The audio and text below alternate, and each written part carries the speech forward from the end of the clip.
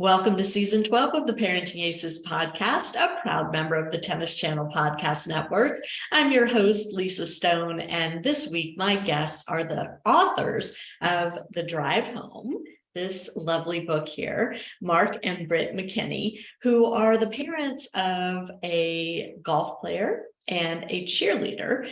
But you will hear their story of parenting those children through their chosen sports, their chosen passions, has so much overlap with what all of us are going through as tennis parents. And I am very excited for you to get to hear their story and learn about how they have managed the challenges of having children who are pursuing an activity at a high level, have high goals for themselves, and are on that elite developmental pathway that so many of your children are on with tennis.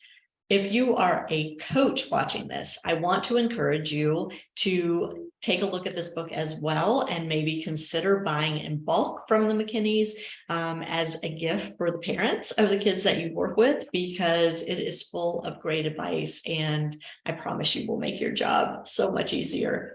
Before I bring Mark and Britt on, however, if you are not a premium member of Parenting Aces yet, we sure would love to have you.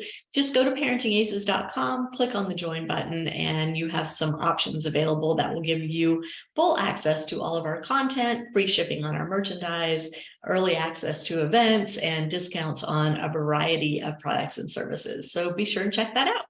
Now sit back, relax, and enjoy my conversation with Mark and Britt McKinney. McKinneys, it is so lovely to meet y'all. I feel like I know you more than you know me, having read your book, which I'm going to just hold up for everybody to see, The Drive Home. We will have a link to your book in the show notes on ParentingAces.com. But welcome to the podcast. Thanks. Hey, we're excited to be here, and you need to write your own book, right? So we can learn about you. So it'll be a quid pro quo. So yeah. I don't think that's in my future, but hey, never say never. Yeah, and my audience, knows way more than they need to. But I'm really excited to chat with y'all, because while you don't come from the tennis world, you do come from the youth sports world and the youth sports parenting world as the parents to one golfer or two golfers. Do both your kids play? Just your son plays. But you have a daughter as well. And so this is kind of another piece of the sports parent conundrum, right? Is you have one kid who's pursuing a passion that heads this way, and you have another kid who's pursuing a different passion that heads that way. And how do you divvy up your time, and how do you divvy up your resources to best accommodate both of them, all the while keeping your family together as a unit and building support for one another, and all of these challenges that are inherent in being a parent of children who have passions that they want to pursue at a high level?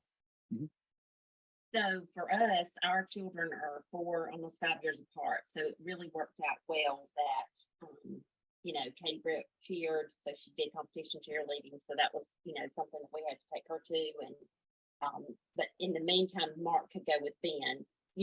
I've always said I only wanted 2 children, so we could play man-to-man basketball world, man-to-man instead of zone defense. You got to have somebody with them.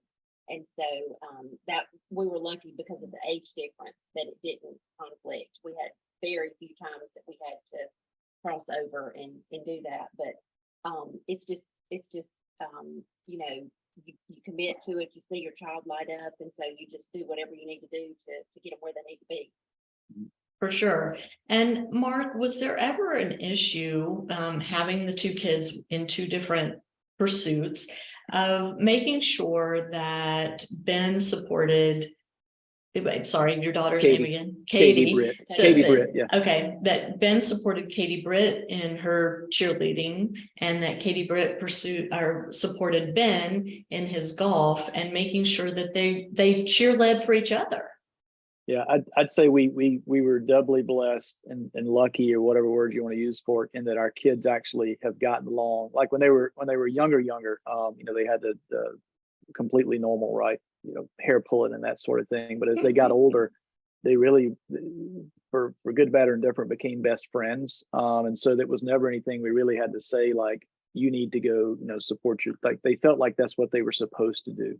And that comes a lot from, from Britt, being their mom. But I would say there's no place they would rather be if they're not pursuing their own thing than with the other. So, we just went through state playoffs, and Katie Britt's out in the real world now with a real job, and she used her PTO to go and support men on the golf course. So no place that she would rather be. So, but I do think that's an issue. We do see parents that have 3 kids, and our preacher's actually got 5, and he's got it. His assistant keeps up with the calendar, right? Like, I can, because he can't be at all of them, and he looks at us and he's like, I'm jealous to a degree that you guys get to go to everything. But I think it's about being intentional about, and even if you do sort of, kind of have to split the game. But yeah, our kids love supporting each other, which could be a rarity. We could be sort of lucky there. Well, lucky, yes, but also you set the tone for the family ethos and what the expectations are. And, so I yes, luck, but also intentionality, I think. Sure.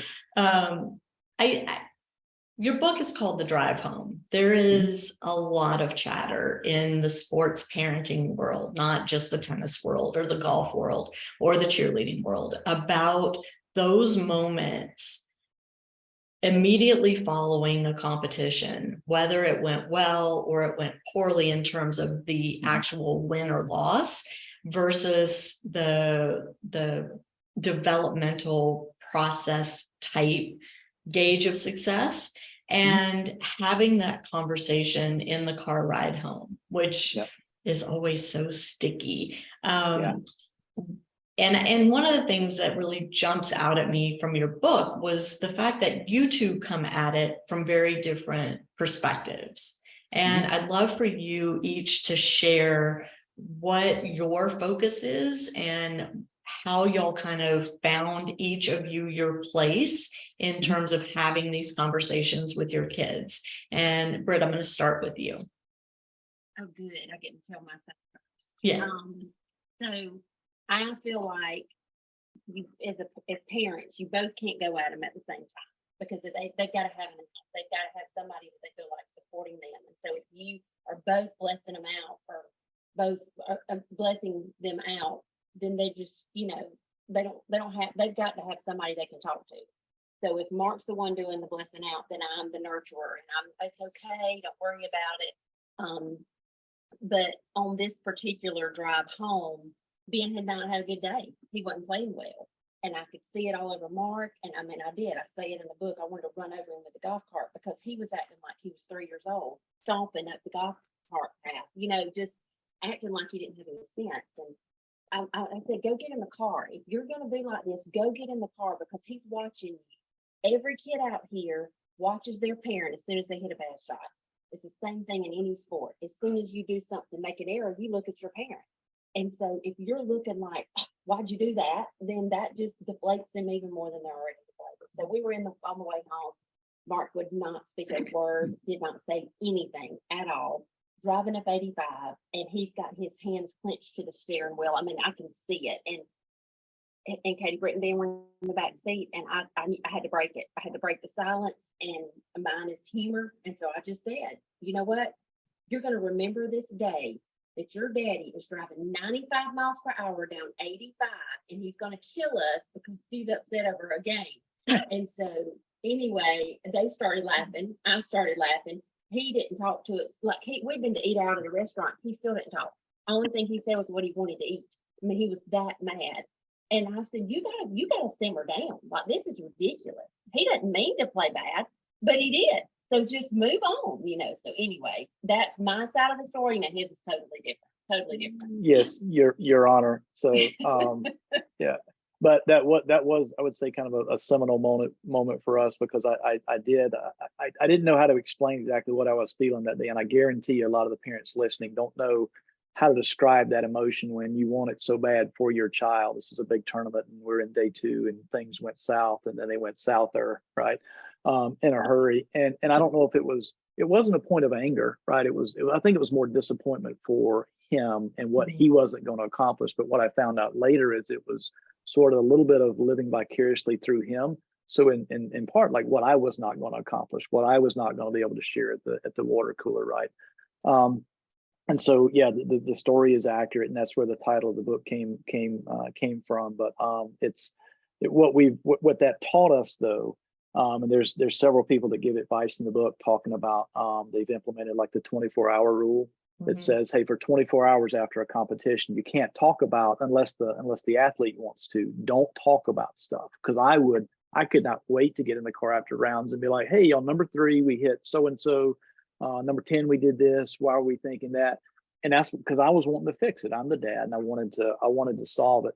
But to your point, like there is a cadence, there is a dance to how we get in the car now, and the things that Britt says is the nurturer, and the things I say, and we let him talk now, which is incredible. But I think one of the most poignant pieces of information we got as we started doing research for the book, because originally that we were going to title it "I Love to Watch You Play" based on this research. But so Bruce Brown at Proactive Coaching LLC, you can go Google it, and they interviewed thousands of kids who were playing sports at the collegiate level, right? And they asked them, questions like, hey, what was the best part of your youth athlete experience? What was the worst part? And almost to a person, the kid said, hey, the worst part was the car ride home. Yep. Exactly what you're talking about. And the best part is when a parent simply said, I love to watch you play.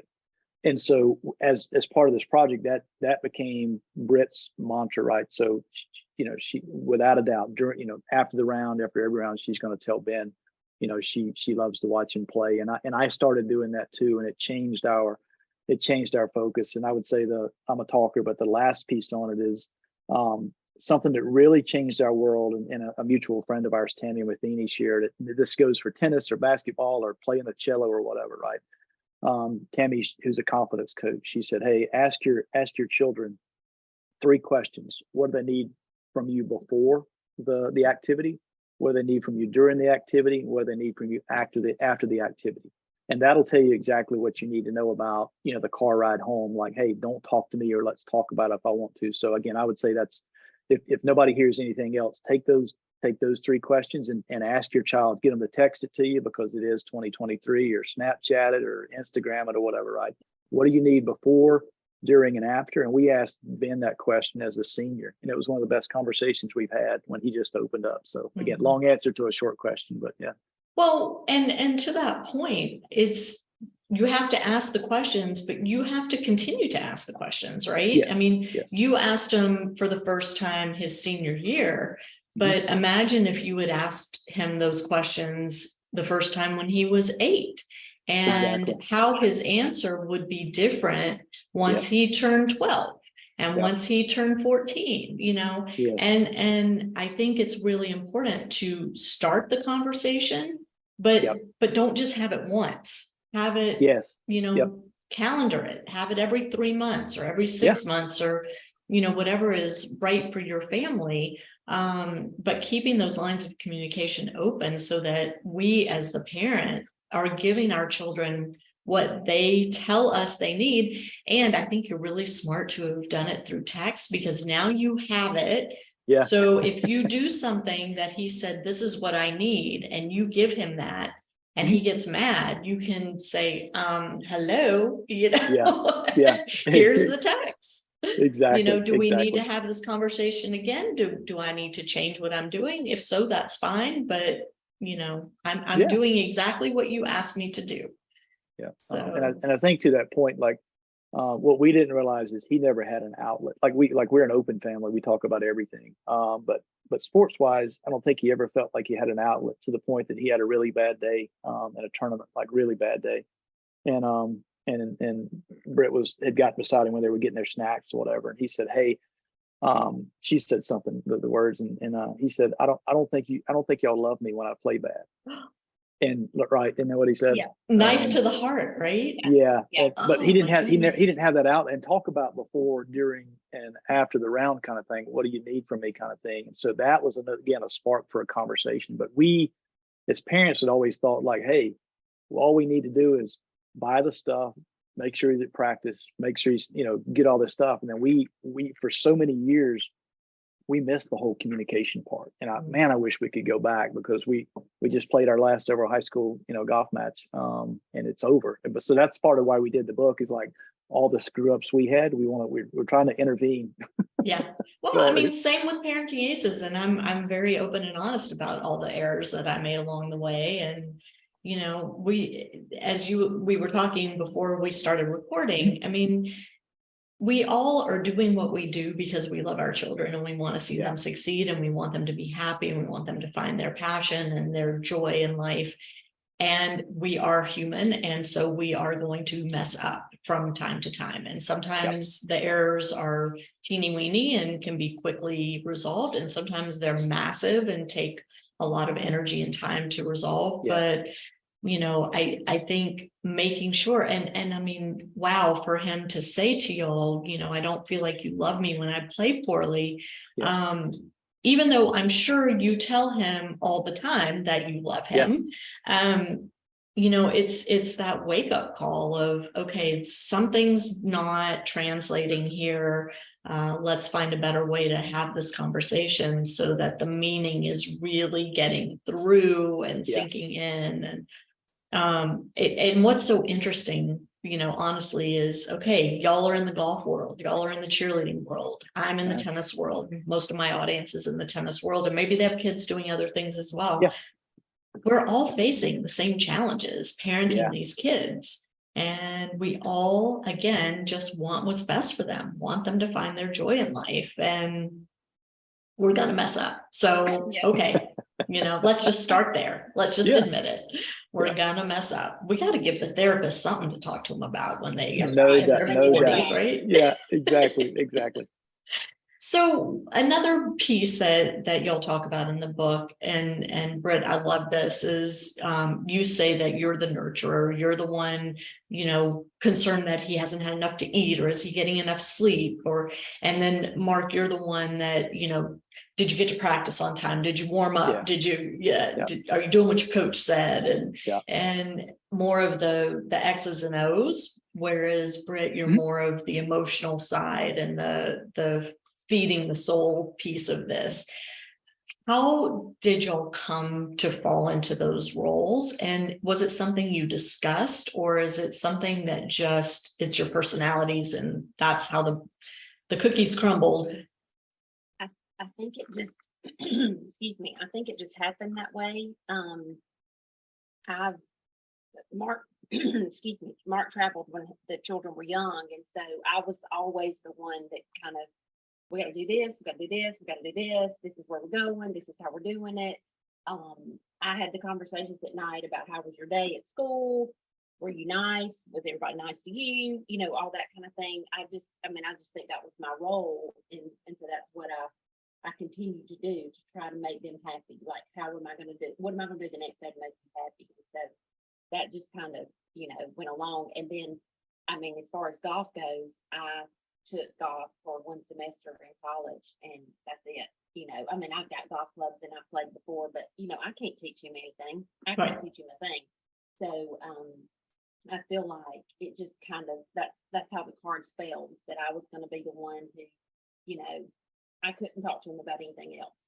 I honestly, why would he want to talk to me about his swing or his putt or whatever? I can't do it. I couldn't fix that, but I can get him something to eat and make sure he has what he needs, and he looks cute in the outfit. Is this outfit okay to wear, and that kind of thing. That's important. It's important. Is the shirt comfortable and not itchy and scratchy and stick to you and that kind of thing? Because those things matter. They absolutely do. They absolutely do. And Mark, are you good with playing the role of the X's and O's guy? I think, absolutely. Because it's, again, and I think in this particular instance, it's like golf related. And so I never, I played in high school, and I never threatened playing in college to any acclaim. I had some moments, as all golfers do. I had my moments, but he when Ben was like 12 and 13, he passed me in ability, right? Like quickly. And I still haven't caught up. But I have such a passion for the game of golf and being around the game of golf. I can drink it and eat it and soak it in, kind of thing. So just watching him grow and develop, and then and then getting to watch instructors and then coaches and things like that. I'm an engineer by degree, so I kind of like I like watching the input this and this is the output over here, kind of the process stuff. So I'm more of a process kind of guy, and Britt's heart is this big just as a nurturer. But I will say when Katie Britt started playing tennis in high school, like I was like, I don't know. And so we reversed a bit, right? And when Ben played basketball in high school, we were reversed back, right? Because I played basketball in high school. Again, not that I wasn't good. I just sort of understood some things about the game. So I think we sort of defer to the expertise. Like, not that I'm an expert, but like I know more about golf just because I play golf. She knew more about tennis. We're planning a wedding too, and as all good husbands do, like I'm hands off, right? I'm out of that. Smart man. So there you go. Yeah. What do y'all feel like have been the biggest challenges parenting elite athletes, and how have you as a couple navigated those challenges to make sure that the two of you stay nice to each other, and that you continue to nurture that relationship, that parent-child relationship, but also the husband-wife relationship? So my ultimate goal, I'm thrilled with how Ben plays golf. I think it's great, even on good days and bad days. I'll tell quick, he told me one day when he was playing terrible and he thought he was supposed to shoot 100, he said, just go home. I don't even want you to watch me on days like this. And I said, I'm gonna be here whether you shoot 69 or 169. Don't worry about that. Like, you can move on and go to the next shot, because I'm gonna say right here by you, I'm here for you. And so I want his character to be something that's recognized before anything else, and how he acts and how he responds to people. And golf etiquette is different than other sports. Tennis is similar. You don't clap when somebody makes a bad shot. Right. I mean, you don't do things like that when they make an error. In golf, it's that way. You don't clap when there's a bad shot, and you try to. It's encouraging. And my favorite part of golf is on the 18th green when they take their hats off and shake hands, and it's just a gentleman's sport. But women play it too. But it's just I want his character to be there, and so the way he acts on the golf course is very important. And so I'm a micromanager of that. He knows when he hears my throat go settle down. He knows if I snap my fingers that get back on track. Like, get your mind reset in the way you act. I don't care about the golf shot, but we played with kids that curse, throw clubs, bless their parents out. I mean, like things like that are just. I'm like, oh my gosh, really? You're doing this? But it's that way with every sport. Every parents differently, and we all love our kids the same. Just because somebody treats their kid differently than I do, I know that parent loves that child. But I want people to look at my kid and say, man, he had a rough day, but you know what? You would never know it, because his attitude, he's still got manners, he's still smiling, he's still having a good time. Those are the days where I feel like, okay, we got this right, because of the way he acts. But boy, has it been my thumb on top of him that doesn't have anything to do with golf at all. It's just staying on them and not letting them get out of control. And I mean, have there been days where you haven't been able to rein that in with your throat clearing or your snapping? And not for me. Like, I don't think it has for me. He's never thrown a club. That's good. He's gonna cuss when I can't hear him. One kid it was terrible. I mean, his mouth was toilet mouth, and he said, "Mom, come here." Like, I thought he needed a drink, because that's really the only time they can talk to you, because you can't talk to him during a match. And he came over there, and I was getting something out of the cooler, and he said, "If I ever talk to you like that, you would punch me in the teeth or punch me in the mouth or something." And I was like, "You're exactly right. Get back out there and don't listen to what you say." Yeah. But not, it's there's been days that it's been like, and we've all in every sport, right? And I do that. So it's interesting is we try to tell him like, hey, it's going to be okay. Like, for the next 5 hours, even though it sucks, right? It's going to be okay, right? You're going to, and we're like, hey, just, chin up and keep going. But some days are just awful. Just Right. weather and it's playing bad and all that stuff. And some days are just bad. And if we look at ourselves, some days at work are just like that, right? And so I kind of look in the mirror a lot of the times. But so I think some days like it gets bad and stays bad. But what we've seen, we've watched him mature and his teammates mature and kids we play with mature from the time they were 8 to the time how then at 18 and 19, how they react to stuff now. It used to be that, a bad hole or a bad moment would ruin the next 4 hours. And now it's like, it's in that moment. And I think to your question earlier, the thing that we learned the most as parents is in the beginning, nobody likes to see their kids struggle, right? So we looked at adversity as this thing that as parents, like, hey, we need, whether you call it lawnmower, whether you call it whatever, right? As parents, we need to try to remove all the adversity out of his path. And that put a lot of pressure on us, and it caused a lot of arguments with us because I wanted to solve it like this. She's like, let's solve it like this, and let's call and get mad at somebody, or let's so and so we didn't get in a tournament. Who are we gonna yell at, kind of thing.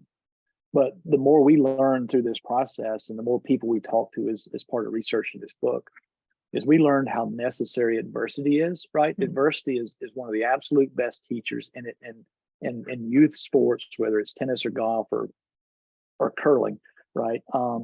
Those moments prepare us to be adults. They prepare us to be people. And one of the best visuals I think that we came across in the book, and I won't share the whole story, but guy finds a cocoon, and with a caterpillar inside of it or whatever, and the guy's like, and he sees the caterpillar wriggling. So he goes and he says, let me help this. So he picks the cocoon apart.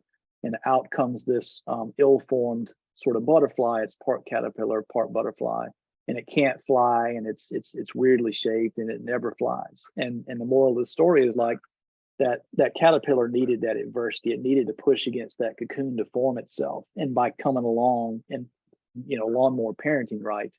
It sort of was a deficit to the butterfly in the end. So that story sticks with me because so I think once we learned adversity as a teacher, it became easier for us to sit back and watch a bad round happen, because we knew kind of how the story's going to end. And when he was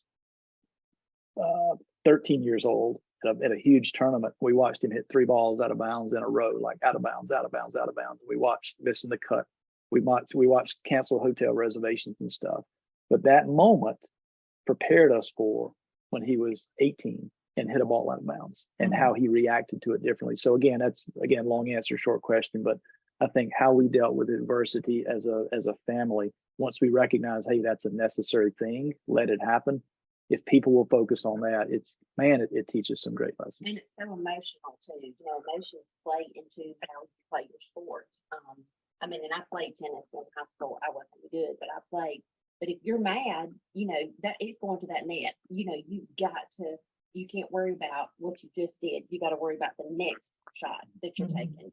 And so, as kids learn that and see that the madder I get, the worse I play, so not letting them get out of control is something as a parent that I found, I try to help him, bring back in, let me get myself back together. And he's done a great job of that. He really has. And I can see the maturity of kids as they get older. Sure. Well, but as partners, is this something that you'll discuss with each other, that, when that light bulb moment happened about the value of adversity? Was it something that happened at the same time for y'all, or was it something that one of you kind of realized and you had to kind of sit down and say, okay, wait, we need to adjust how we're handling things with our kids?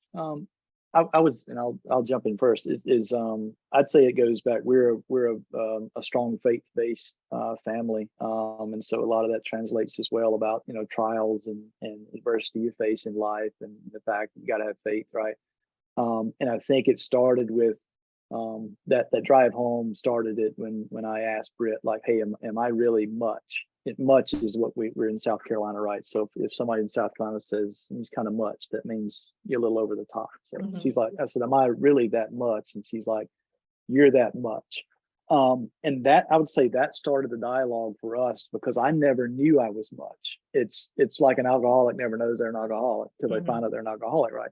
Until Britt was like, hey, you're a little bit much. And then I think I said, well, are we much? Right? Because, before tournaments way back when, I say, 4 or 5 years ago, we would just be electric. Like we would just, over here and over here kind of thing. And now we're so much more relaxed. So I would say that was kind of a moment, I guess, that we realized together. And then from there, we just continued a dialogue about how important. Now it's hard. Even we just played state championship Monday, Tuesday. And even in those moments, we were riding higher for a little bit, and we kind of started down here. She and I kind of gathered over by ourselves, and we were having this dialogue like, train's getting off the tracks right here. And then we sort of caught ourselves, I think, and we're like, but it's going to be okay. So that probably started, I would think. Yeah, everything happens for a reason. And you may not see it right now, but it's going to end up being just fine. One of the stories it was the summer that he had finally made it into like the major tournaments, and we went to one, and it was supposed to be a 3-day tournament, but he didn't make the cut. He was devastated. He missed it by just one shot. Like one shot. It's just heartbreaking. 3.5-hour ride home. Wanted to throw his clubs in the lake. I don't even need to play golf again. You know how kids make all those statements. Yeah. And that's when I have to grab his arm in the car and say, don't say anything. Don't respond to him. You got to let him get it out. Let him say everything he wants to say. Let him get it out. Yeah. And so I texted him in the car. He sits behind me always. And so I just texted and I said, there's some kind of event. It was a South Carolina amateur qualifier. Amateur qualifier. Here he is. What was he, 17? Yeah. Too young to be playing in that tournament, but we signed him up to play in the qualifier if he didn't get in that tournament. And I said, you can play in the qualifier tomorrow, so, and we had been gone every week that summer somewhere, which is another big mistake on our part. Is you're gonna wear yourself out as a family, as a kid. They need to be a kid too. And so I got up the next morning. I took him there because he said, okay, yeah, I'll play. So I took him to the tournament, about an hour away, and we're getting out and, let the back up, the car up, and he's getting his gloves out. And he's like, I don't even know where I am, Mom. Like, I don't even know how to check in. And I said, I don't know where we are either. I don't know. Like, let me get my calendar out. I don't even know where we are either. So I had to get my calendar out and look and see so he could check in on his phone. And he ended up, I can't remember what he shot. But he shot under par to qualify. Like had one of the best days he's ever had, and he qualified for the amateur, that men play in. Right. And I was like, look at there. See, yesterday was a terrible day, and today look what happened. But what have you given up? He didn't want to hear that.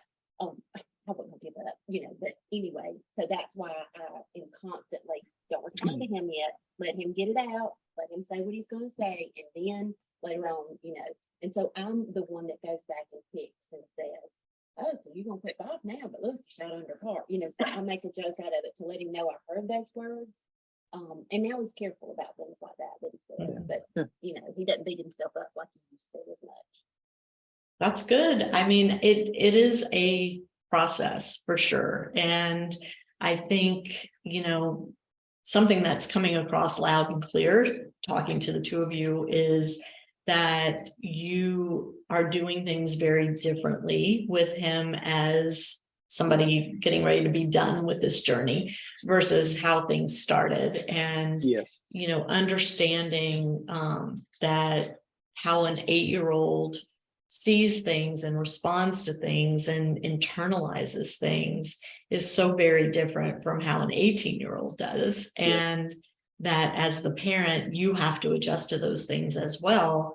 But we're learning too. And sadly, when our kids are 8, we're only 8 years into the parenting gig too. We don't have the experience either. And it's tough. It's really tough. Yes. Yep.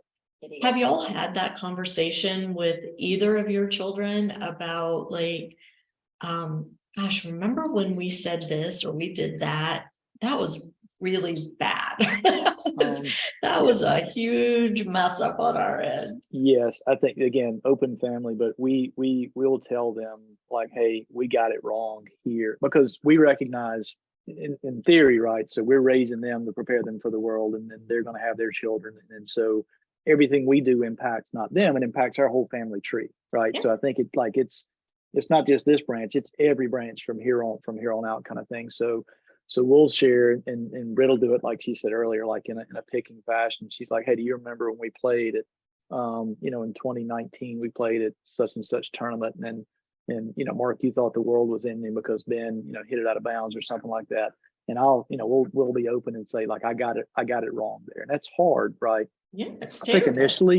initially in the 8 and 9 years, like we would never say like, oh, we got it wrong, because we're supposed to get it I right. think we knew we were getting it wrong. We You didn't. don't know it until you get further along in the journey, and the kid makes a comment about something, and another parent says something to you, and you're like, oh wow, I am much, Yeah. I'm this is not right. Yeah. So I think it's important to admit mistakes, and I think it gives them permission to fail, right? Mhm. That's we're all about fail fast and fail often kind of thing, and And then because learn. yeah, and learn from it. So there's Yeah. the lesson is like you don't really learn. So if Ben goes and plays golf and he shoots 64, you don't learn a lot from that. Right. But by God, when you shoot 84, you learn something about yourself, about your whatever, and all these different things. So, and we've had a lot of learning opportunities. Same thing with tennis, right? When you go out and Mhm. just get waxed, you learn something from that, and you get to take it and sort of build upon yourself. So yes, I think that the theme that I'm hearing in my mind, kind of just, and you brought it out, is just the communication, how important that is, and how we did not do that.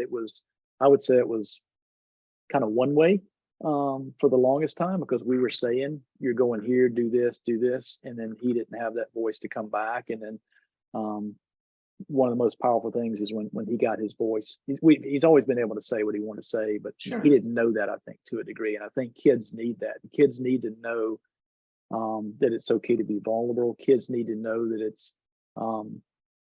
it's okay to say I'm uncomfortable with something. The equipment costs a ton of money. It's tennis rackets and shoes, and I don't wear the skirts, but whatever. Come on now. But I mean, this was even a year and a half ago or so, whatever. Ben had lights out spring, and he said, I want to switch putters, and so we went, and he had some money and he bought this putter, super expensive putter. And we knew immediately, like, hey, big mistake, right? Big mistake, because his performance just went straight downhill. But for, I'd say, 3 months, he just battled with that thing. And I think Britt said one day, like, hey, you really putted better when you had that other putter. And it was just like this weight. He was like, ooh, and he exhaled, and he said, you know what? He said, I didn't want to say anything because we had spent money on that putter, and I felt bad. He said, I was trying to make it work. He said, but it's been the biggest struggle of my life, trying to make this piece of equipment work. And again, that voice, right? And we said, like, you can say whatever. So I think, again, voice and communication is key. Letting them know, that's probably one of the best things we can do as sports parents, is letting them know they can, hey, it's okay to fail. It's okay. His score, although we may not have always acted like this, like his score is not his value. Right. How many matches he wins is not his value to us. And as parents, I think that's where I'll point the finger at me. I think that's where I got it wrong for someone, because I portrayed that. Because my attitude was a heck of a lot better when he shot 66 versus when he shot 80. I can tell you that. Yeah. And hers too, and like our car rides home and stuff. Sure. And in doing that, we sort of convey and portray, like, hey, your value kind of fluctuates with your performance, and it can't be that. And I will stand on the courtroom steps and say, I got that wrong thousands and thousands and thousands of times. So And I think too, one of the fun things that we do as a family, and it's in the book too, is we talk about the other parents, not in a bad way, but we tell a story that they've told us while we're staying. I mean, you're there for 4.5 hours, 5 hours, 6 hours sometimes. So there's lots of conversations for the parents that want to talk. Mark wants to talk 24/7. Now I get nervous and I have to go off by myself, but he likes to talk to them. But so he gets all these stories together. But we start talking about that, and so then Ben can say, well, did you hear what he said to his kid? Like, talking about, why in the world did you hit that ball right Right. there? And so that's something like, I would never say that now, because that bothered him, that child was talked to that way. So now he doesn't want, like, I'll never say that to him now. Right. But you learn from conversations about other people what they really notice while they're out there, and you see what they notice while they're out there. He and his best friend and his parents, when they play together and we're out there watching, he's like, we're all up in y'all's conversations. We can hear everything y'all are saying about us. And we're like, we're not talking about y'all. And yeah, y'all are talking about us. So, just being, tennis match is the same way. It's very quiet. They can hear you, so they can hear what you're saying. So you just, and if a parent is acting in a way that you don't raise your child, talk about that. Like, is that something that, they see that you're not doing? And, give yourself a pat on the back for acting with some reverence and character yourself. Yeah. No, that's a great point, is, that as parents, we do beat ourselves up a lot, and we do need to take that step of, hey, I did okay with that today. I handled this particular moment in my child's life that was very stressful for everyone. I did okay. And give yourself some credit. I think that is really important, and something we don't do enough. We're always looking for how we've messed up, as opposed to trying to find the ways that we've been successful. Yeah, it is important. So I'm going to wrap this up a little bit, but Okay. I'm really curious to know, what do the two of you, and Britt, I'm going to start with you. What do you feel is the greatest gift your kids have gotten from their respective sport activity, that is going to serve them into their adult lives? I think that a key thing is that we are never going to get everything we want. We can pray and ask God to give us everything we want, but we're not going to get it. And so with sports, it's the same thing. I can pray, I want you to win this and win this and win this and win it, but you're not going to get that. And the earlier you learn that in life, the better it is. But for kids who don't participate in a sport or play an instrument or try to draw, like if you told me I had to draw, I'd have to sit here for hours and hours and hours and draw something in a race and make mistakes or whatever. But you learn from those things that hurt you the most. And that's sad to say that, but that's when you learn a lesson, and build your confidence based on that, and understand early, I'm going to have a bad day. I'm not going to be successful at something. I'm not going to get what I want, but it's okay. I'm going to wake up and my parents still love me, whether they're married or divorced, whether I've got step parents, whether I have everybody in the world watching me play my sport, or just my mom there, or just my dad. I'm still a good person, even though I have had failures. And I think that's something that sports has taught both of our kids. You're not going to get everything you want every time. There's a reason why. You may not ever know what that reason is, but you will learn from that. And I think that's, that's key. And I love that about a golf, especially, that, you have those bad days, and it's just like life, hills, valleys, all the way. Yeah. Love that. Mark?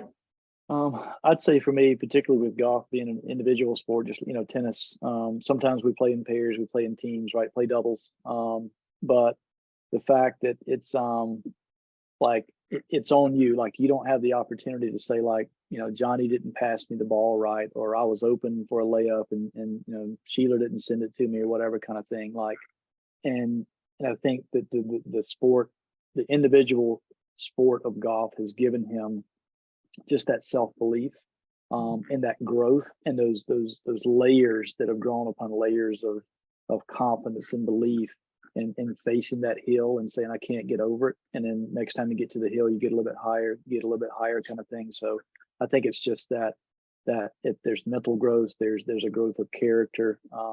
There's this thing that I'm the one that has to do it. My parents can't come save me. My coaches can't come save me. And I'd say, just as the individual sports side of the house, that's that's so fun to watch.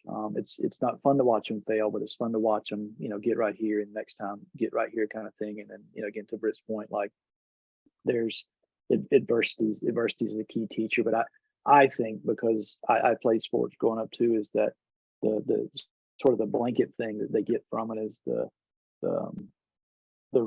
when Ben first started playing competitive golf, we went to a tournament at the beach, and we were there with some parents whose kids had been in golf for several years, and they were like, "Hey John, hey Sally, hey Shirley, hey Rick, man, how's this?" And they talked to 50 people, and Britt and I were like, "Hey, we didn't know anybody." Yeah. But the next year we came back and we knew 10 people. The next year we came back, we knew 30 people. And so now the fact when we walk on a golf course, Ben's got relationships with kids from California, from Guam, from New York, from South, like that they've created these relationships in this network, and we've created this relationship of network of parents whereby I know so-and-so's mom just passed away from cancer, and I know I can reach out to them, and I know that they're going to reach out to me when something happens. So I think that's the blanket thing and that's that, again, tennis, cello, golf, whatever, is those relationships. And that's our last piece of advice to him before he goes. We're like, hey, enjoy the walk, have conversations, make friends. If you don't make friends, learn something about that guy or girl you're playing with. So yeah. And that's what people, do now with life is they go and meet people. And, I taught school, I'm an administrator now, but I taught school and kids were afraid to speak to an adult. And like, it just makes me have tears in my eyes to watch Ben walk up to a group of people and somebody will stick their hand out and he knows, take his hat off, take their hand, how are you, sir? He knows that. He knows when he walks in a clubhouse that his shirt tail is going to be tucked in. He's just learned that character. But to have those conversations with grown people is amazing to me. And you learned that. He learned that from the sport because he had to talk to the people in his group. Yeah. He didn't have a choice. Parents aren't allowed to talk. So, and the same thing with tennis, you talk to your person, you sit there on the bench waiting on your next, next time to go out, and you either don't talk or talk, but most of the time you make a friend. Yeah. So, it's great. It's great for them. Mm-hmm. Yeah, I love that.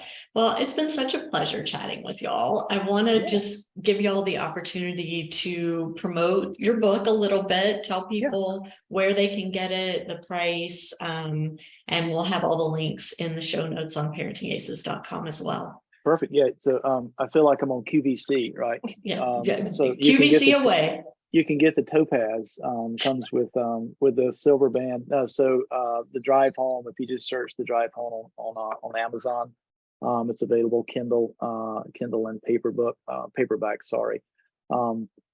If folks want to get bulk orders, a lot of coaches will say we want bulk orders and stuff like that. They can we'll include this link as well. But Britt and Mark.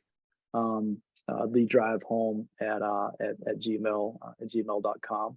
But yeah, so I'd say the biggest thing about this is if anybody that's watching this and says these two folks are crazy, which you may say, but one of the best parts about this is when we wrote it, we were intentional. We said, hey, we're going to seek advice from people that know. So there's we're in the Southeast, so Dabo Swinney, head football coach at Clemson. He's in there. We've got Heisman finalists. We've got pro athletes. We've got parents of PGA professionals. We've got a former tennis pro. Hernan's in the book. We've got confidence coaches. We've got basketball coaches and football coaches and athletes themselves. So I say that to say, we asked those folks two questions. Hey, what's your best piece of advice for parents of junior athletes, and what's your best piece of advice for the junior athlete? And there's roughly 40 of those.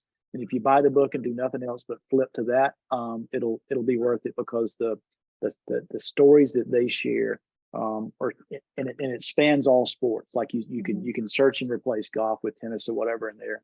And it's life lessons, it's sports lessons. But yeah, so available on Amazon. Go pick it up, and would love to hear from you guys if we can help with anything at all. So excited to do this, and we appreciate the time. Yeah, absolutely. I love it. And for the junior tennis coaches out there listening or watching this, please buy them in bulk and give them out to the parents of your players. It's going to make your job so much easier, coaches, if your parents read this and understand what their role is in the course of the development of their children as athletes and as humans. I just think it's a real gift. And I thank the both of you for taking the time and the energy to sit down and actually write it and seek out an editor and a publisher and all those things, because it's a process, and it's a lot of work, and thank you for doing that and for sharing your stories with all of us. Yeah, thank you. We enjoyed it. Yeah. To my listeners, thank you so much for tuning in. We will catch you next time on Parenting Aces.